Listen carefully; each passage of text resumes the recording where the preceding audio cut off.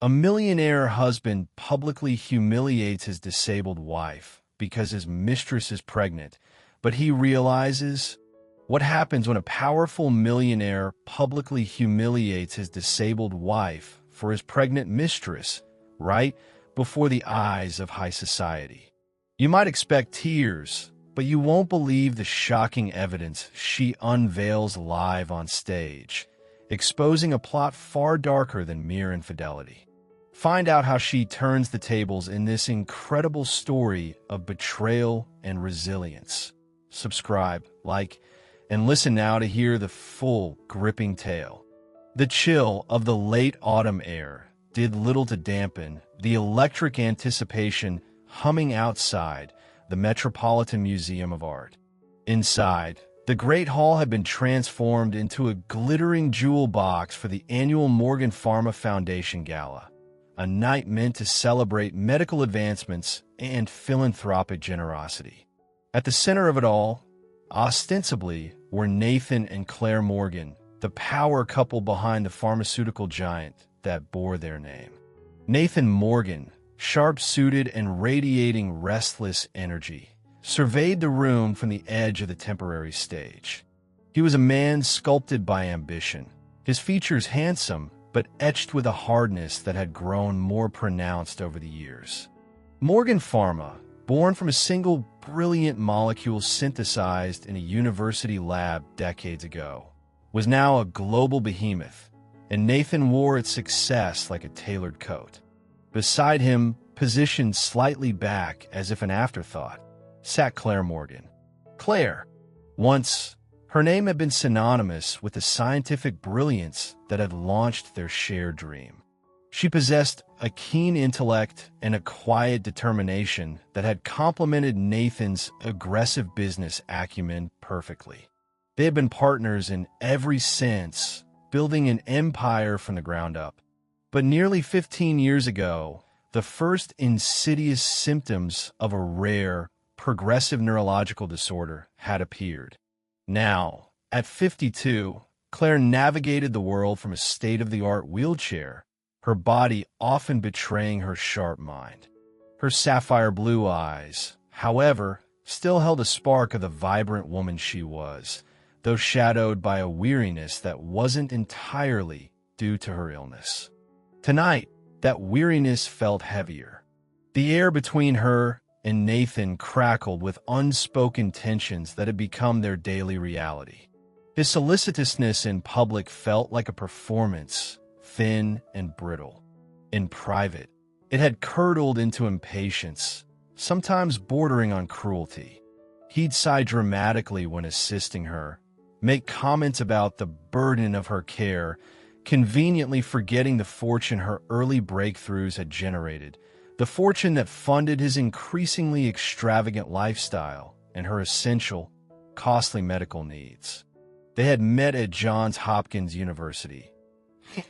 A driven business student with an eye for opportunity, she, a gifted biochemist already making waves in neurological research. It had been a whirlwind romance fueled by shared ambition and genuine affection. He'd been captivated by her brilliance and quiet strength. She, by his charisma and unwavering belief in her potential.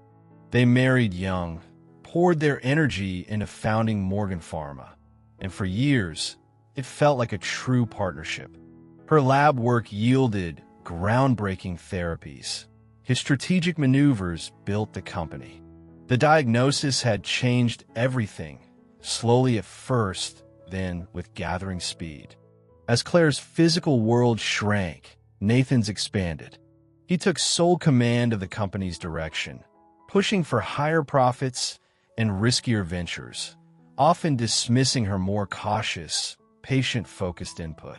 He traveled constantly, attended galas alone or with staff, and grew distant. Claire, confined more and more to their palatial Fifth Avenue penthouse, focused on managing her health and overseeing the foundation's grants, a role Nathan had graciously allowed her to keep. Lately, however, something felt different, more sinister than mere neglect. There were small inconsistencies.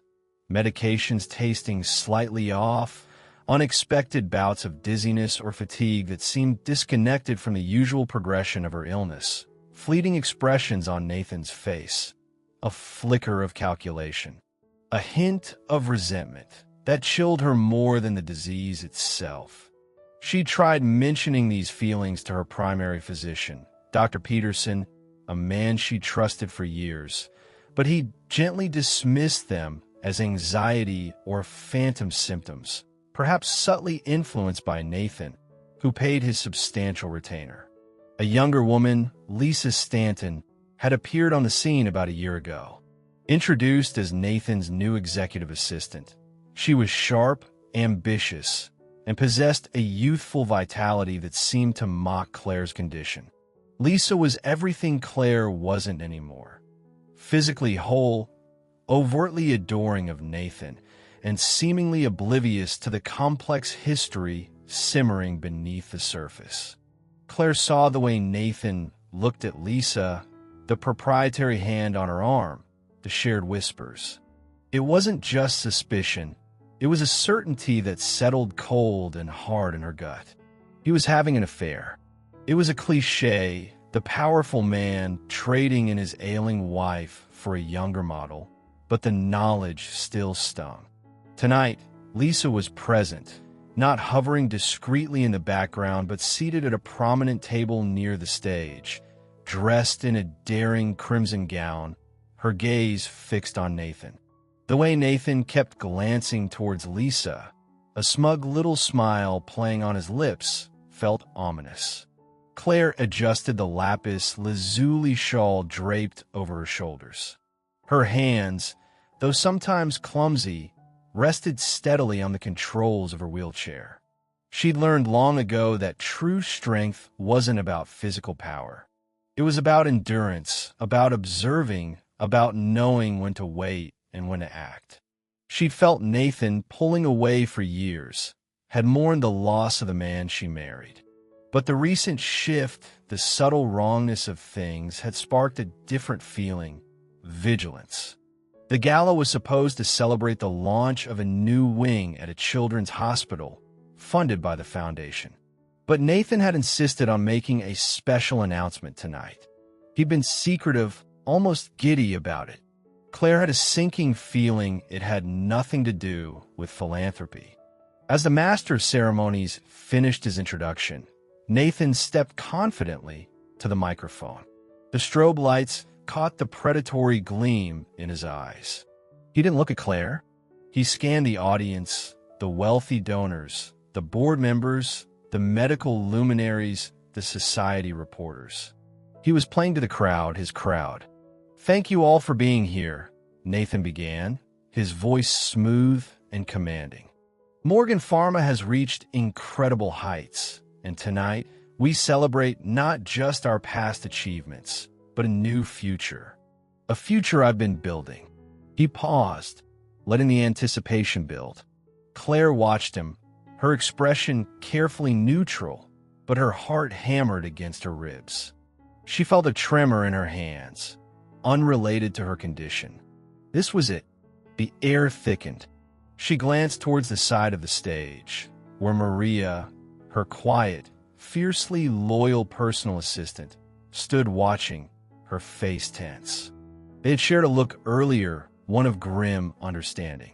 Maria knew. Nathan's gaze drifted towards Lisa's table.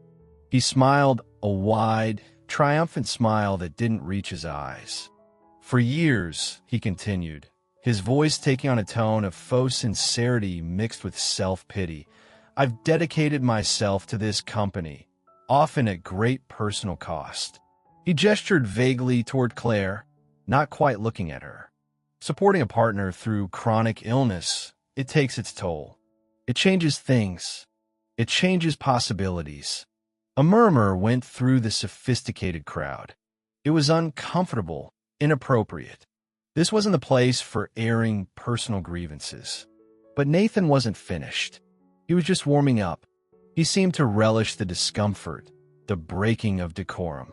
He was a man casting off shackles, and he didn't care who got hurt in the process.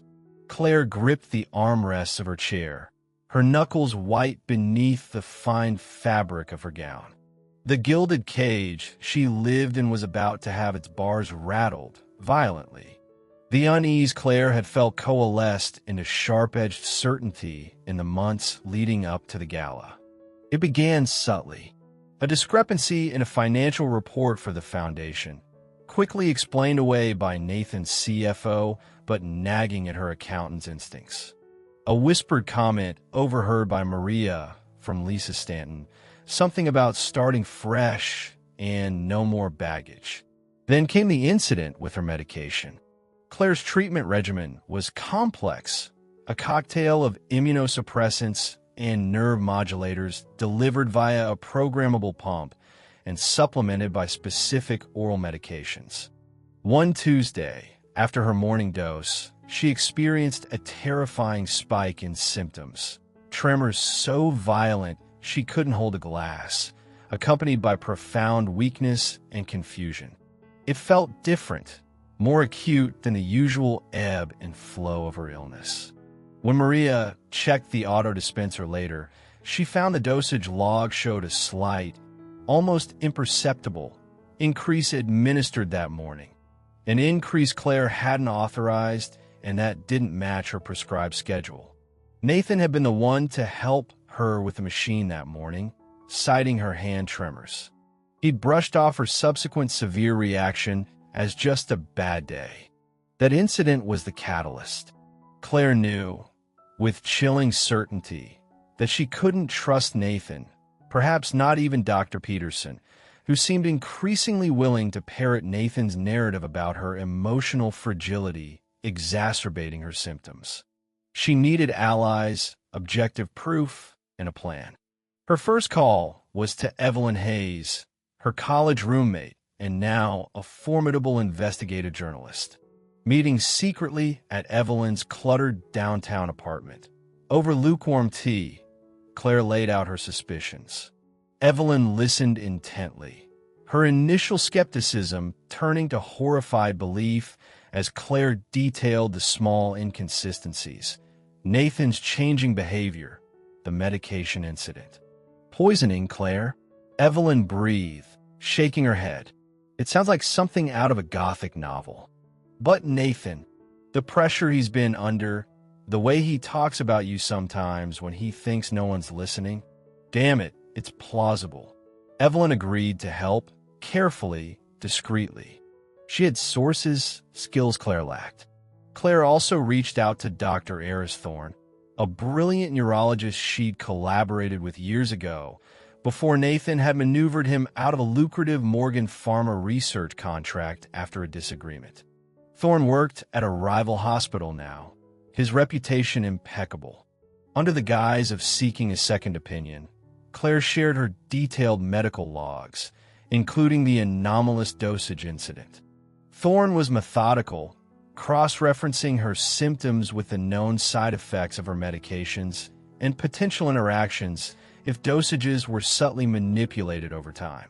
He couldn't prove malicious intent from afar, but he confirmed that the symptoms she described, especially the acute reactions, could potentially be induced by deliberate tampering with her specific drug cocktail. He noted that certain compounds, if administered incorrectly or interacting with undeclared substances, could mimic a natural worsening of her condition while slowly causing systemic damage. He agreed to be a confidential consultant. Maria, Claire's assistant, became her eyes and ears within the penthouse.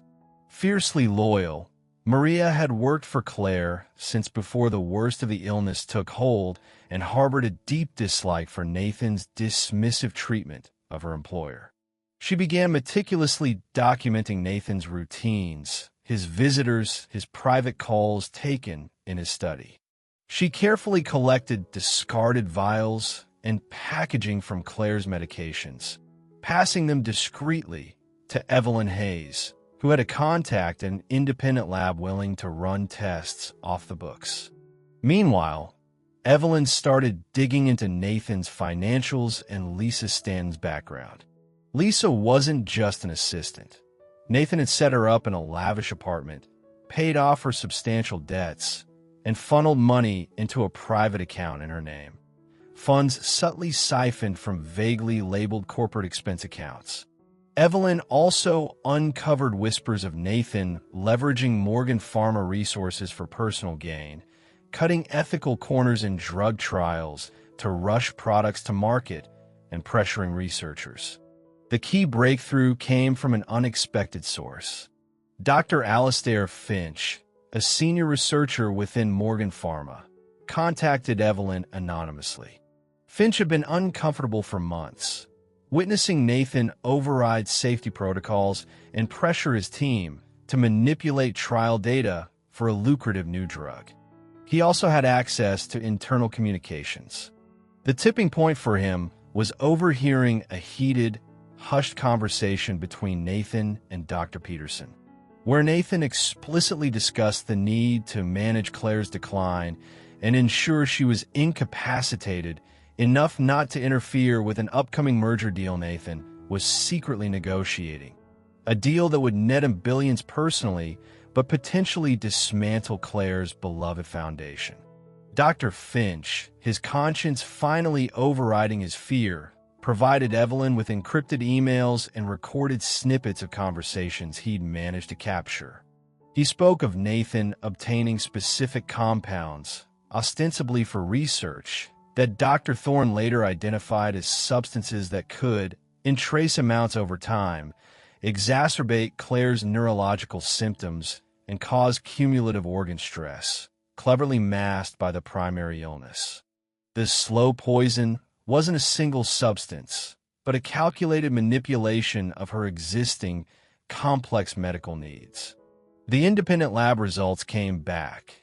Trace amounts of an unprescribed substance, known to interfere with her primary medication and cause neurological side effects, were found in residue from several discarded medication vials Maria had salvaged. It wasn't definitive proof of who administered it, but combined with Dr. Finch's testimony and the dosage anomalies, the picture was damning. Claire felt a wave of cold sickness that had nothing to do with her disease. The man she had loved, built a life and a company with, was actively trying to destroy her, slowly, methodically, while smiling to her face. The betrayal was absolute. Any lingering hope for reconciliation died. Now, it was about survival and justice. As the gala approached, Claire, Evelyn, Maria, and Dr. Thorne, communicating securely, worked with a trusted lawyer Evelyn recommended, Marcus Cole. They compiled the evidence, financial records, Dr. Finch's testimony and recordings, the lab results, Dr. Thorne's expert analysis, Maria's meticulous logs, and evidence of the secret merger deal. They realized a quiet legal confrontation wouldn't work. Nathan was too powerful, too adept at manipulation. He would bury them in lawsuits, discredit them, paint Claire as vindictive and unstable. The public nature of the gala, the event Nathan himself had chosen for his special announcement, presented a unique, high-stakes opportunity. It had to be public. It had to be irrefutable. Marcus Cole began preparing a comprehensive dossier to present to the district attorney's office and the SEC, timing the submission carefully. They needed Nathan to expose himself first. Claire learned through Maria, who overheard a tearful, excited phone call Lisa made, that Lisa was pregnant. This explained Nathan's sudden urgency, his triumphant mood. He saw the baby as his justification, his path to a new life, free from the burden of his disabled wife. He likely planned to use the gala to announce the pregnancy, paint himself as a man seeking happiness, and finalize his control over the company before the merger. Claire felt a pang, not of jealousy, but of pity for the unborn child and for Lisa, who clearly didn't understand the kind of man Nathan truly was. But pity wouldn't save Claire. She finalized the plan with Evelyn and Marcus.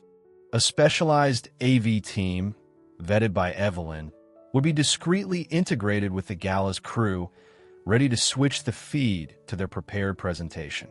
Marcus alerted contacts within the NYPD's white-collar crime unit and the DA's office. They agreed the evidence was compelling enough to act if Nathan made incriminating statements or if Claire gave a prearranged signal after presenting her evidence publicly. It was risky, unconventional, but it was the only way to level the playing field against a man like Nathan Morgan. On the evening of the gala, as Maria helped her dress, Claire looked at her reflection. The physical frailty was undeniable, but her eyes held a new resolve. She was not just a victim anymore. She was a strategist, fighting for her life, her legacy, and the company she still believed could do good in the world. The shadows had lengthened, but she was ready to step into the light, dragging Nathan's secrets with her. The great hall buzzed, a sea of couture gowns, bespoke tuxedos, and clinking champagne glasses. Waitstaff moved like phantoms, offering canapes under the soft glow of chandeliers mingling with the dramatic spotlights focused on the stage. Claire felt the familiar weight of hundreds of eyes on her as Maria expertly maneuvered her wheelchair into its designated spot beside the podium.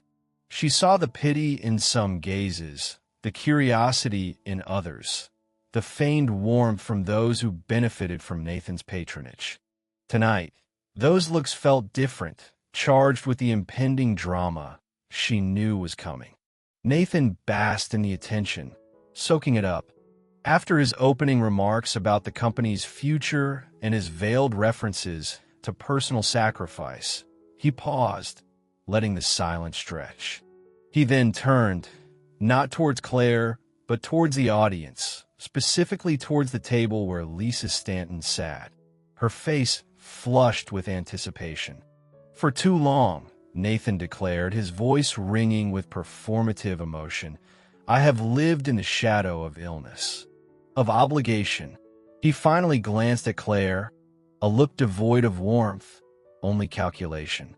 "Claire, you were once my partner, but life moves on, needs change." He then gestured dramatically towards Lisa, who stood up, placing a hand almost possessively on her still flat abdomen.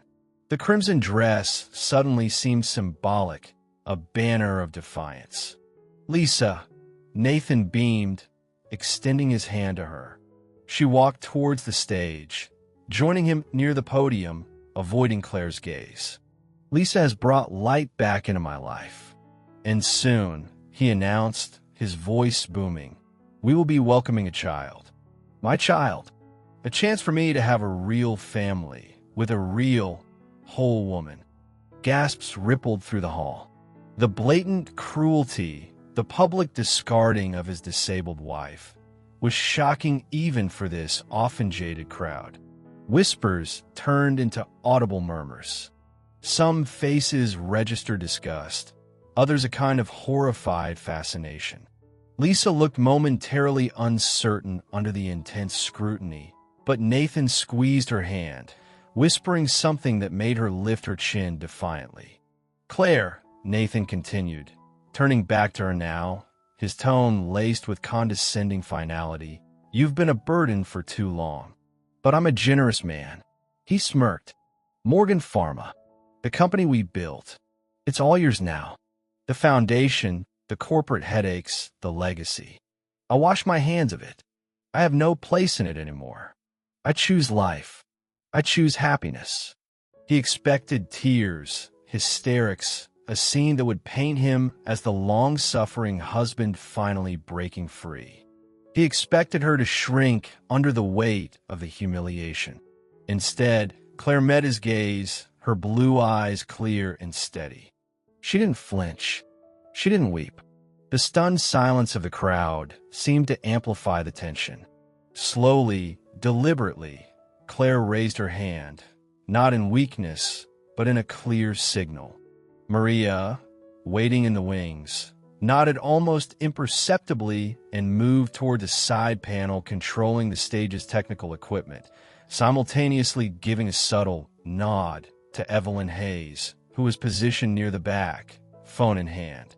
Claire's voice, when she spoke, was quiet but carried by the microphone, cutting through the stunned silence.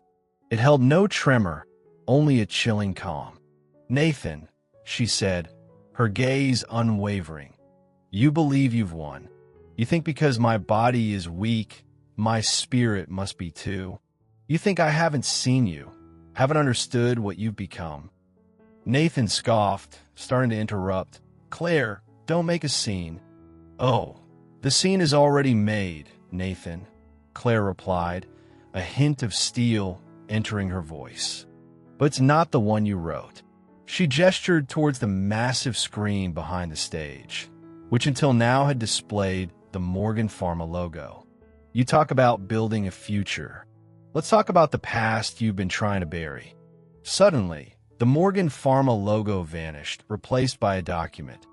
A bank statement showing large, unexplained transfers to an account linked to Lisa Stanton, labeled consulting fees. Another click, and emails appeared. Correspondence between Nathan and his CFO discussing ways to disguise personal expenditures as corporate overhead. Nathan's face began to pale. "What is this? This is illegal. Turn that off," he sputtered, looking wildly at the tech booth. But the AV team, Evelyn's vetted crew, ignored him. Next, an audio file played.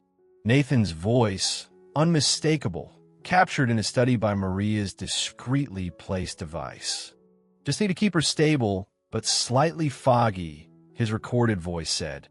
"Another few months, the merger goes through. Peterson keeps her symptoms documented as worsening naturally. Then I can finally be free. Lisa understands. She's patient." Gasps turned into outraged shouts from some corners of the room.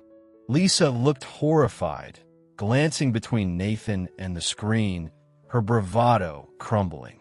Then, a pre-recorded video statement from Dr. Alistair Finch appeared. Calmly, clinically, he detailed the pressure Nathan exerted to bypass safety protocols, the request for specific compounds unrelated to ongoing research, and the overheard conversation with Dr. Peterson about managing Claire's decline.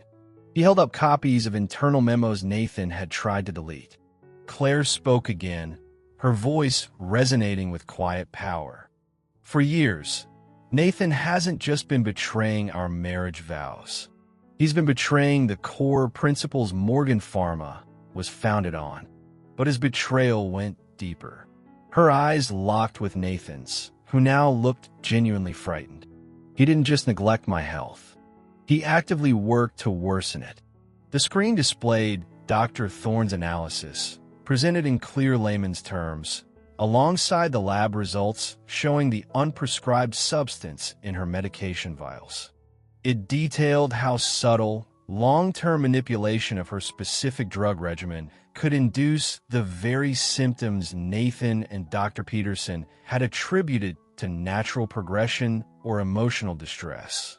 It explained the cumulative, hidden damage it could cause. "He used my illness," Claire stated, her voice thick with emotion but controlled, "an illness his company claims to fight, as a weapon against me. He conspired with my own doctor to slowly poison me, to make me seem incompetent, to isolate me. Also, he could seize sole control for his greedy merger deal and discard me like yesterday's news. Lies. All lies." Nathan finally roared, lunging towards the technical controls, but stagehands blocked his path. "She's hysterical. She's delusional. Look at her." But the crowd wasn't looking at Claire with pity anymore. They were looking at Nathan with dawning horror and disgust. The evidence was too specific, too layered, too damning. Claire made eye contact with Marcus Cole, her lawyer, who stood near the back with several stern-faced individuals. He nodded. "The authorities have already received a full dossier." "Nathan," Claire said calmly.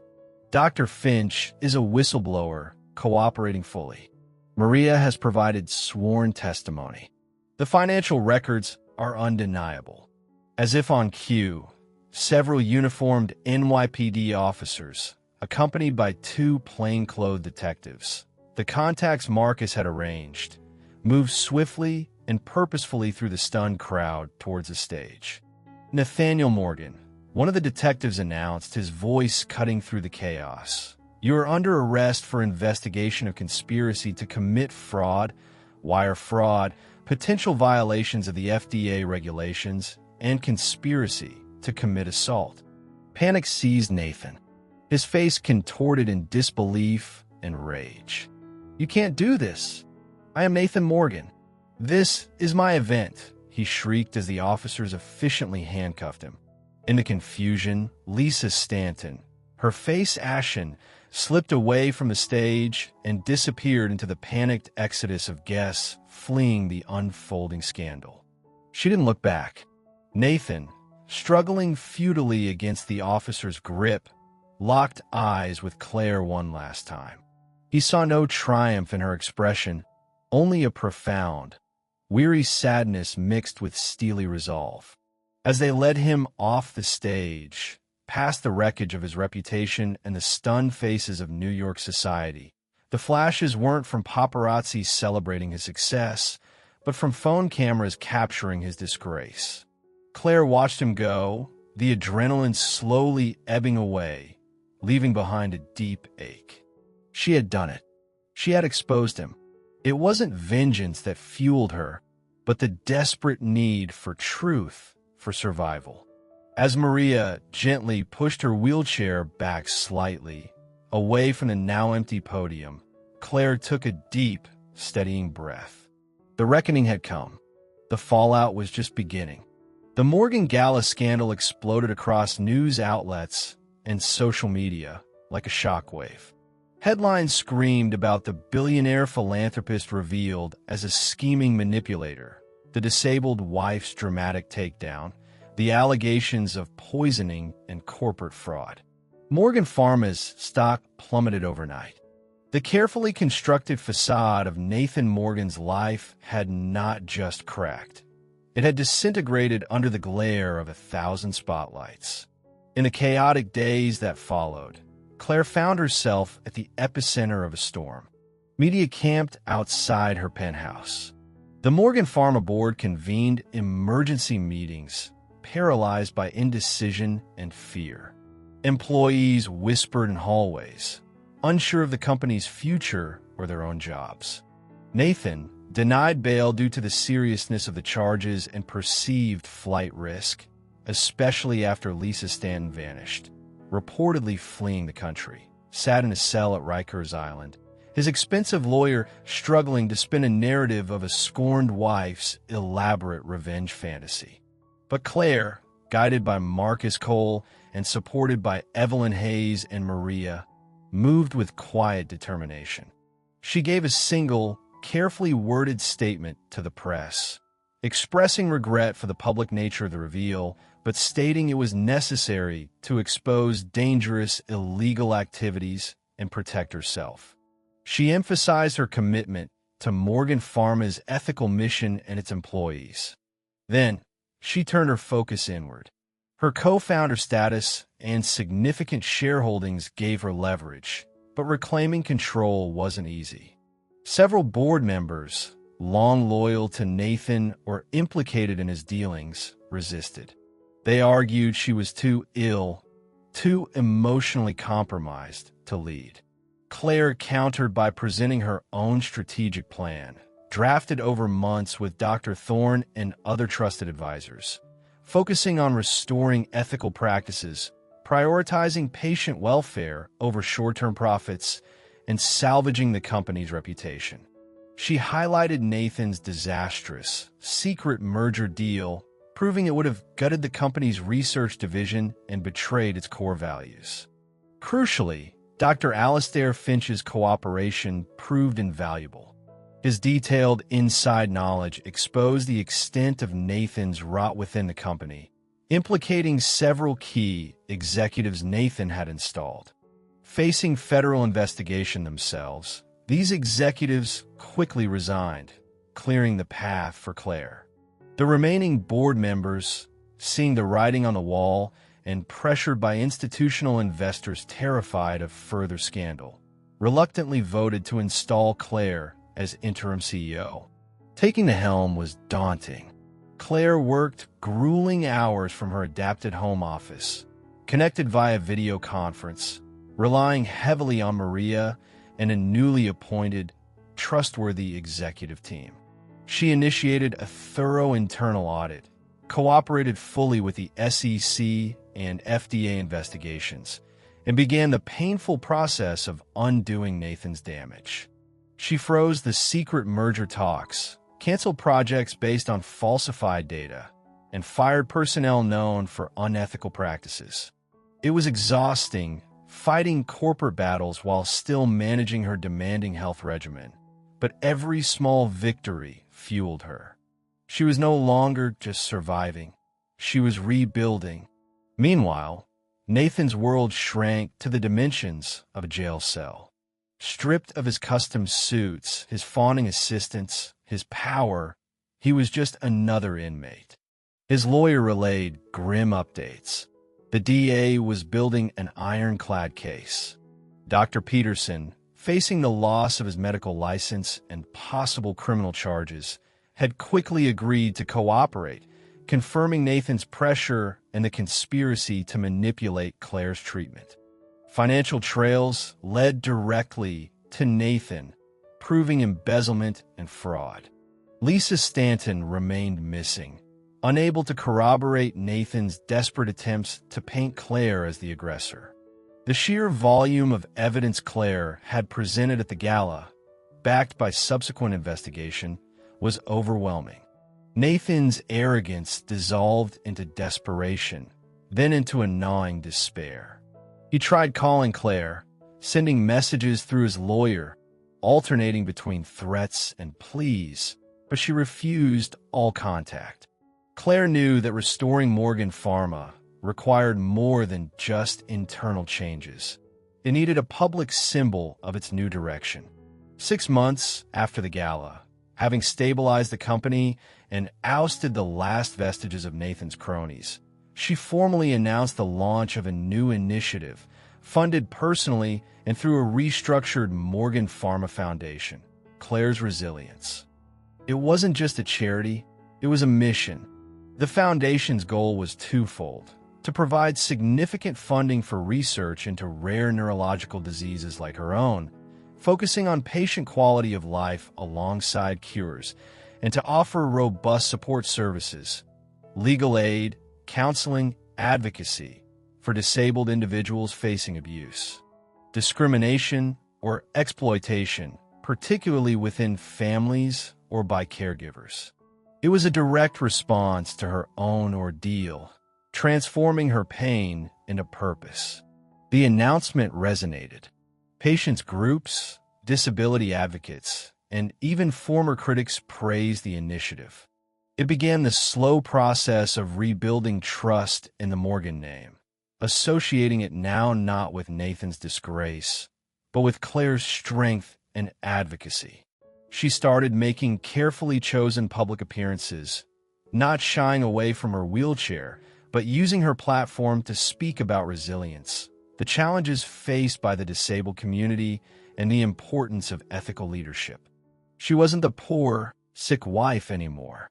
She was Claire Morgan, the survivor, the reformer, the advocate. The foundation laid in the fallout of Nathan's actions was becoming the bedrock of her new legacy. Nathan Morgan's trial was swift and decisive. Faced with incontrovertible evidence, financial records, damning testimonies from Dr. Finch and Dr. Peterson, audio recordings, and the forensic analysis of the medication tampering, his high-priced legal team could do little more than plead for leniency. The prosecution painted a picture of calculated cruelty, greed, and staggering betrayal. Nathan sat impassively through most of it, a hollowed-out version of the commanding figure he once was.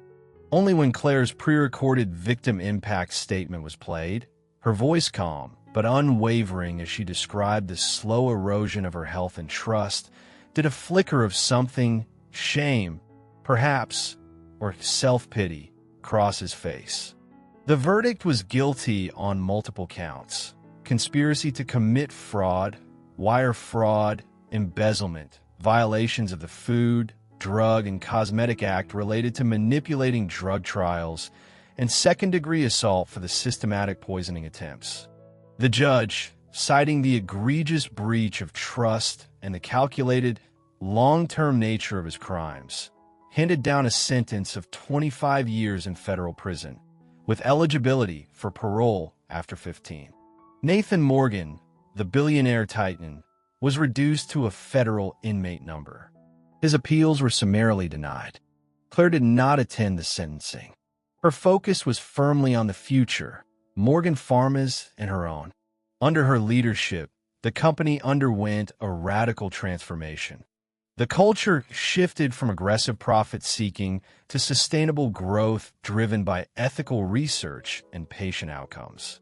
She invested heavily in the neglected rare disease pipeline, fast-tracked transparency initiatives, and implemented stricter oversight protocols.